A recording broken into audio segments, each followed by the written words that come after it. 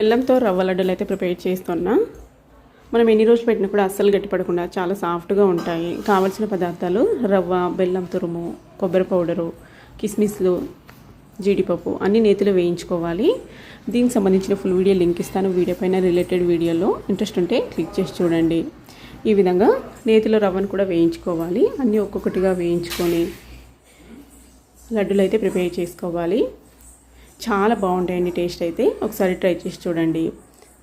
రవ్వ వేగిన తర్వాత కొబ్బరి పౌడర్ కూడా వేసుకొని ఈ పౌడర్ని కూడా బాగా వేయించుకోవాలి.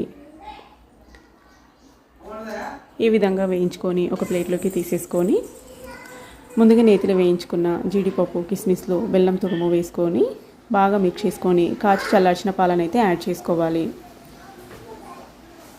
ఈ విధంగా నేను మీగడ కూడా యాడ్ చేసుకున్నానండి. ఇప్పుడు బాగా మిక్స్ చేసుకొని లడ్డూలు చుట్టుకున్నామంటే రెడీ. నచ్చినట్లయితే లైక్ చేయండి, షేర్ చేయండి.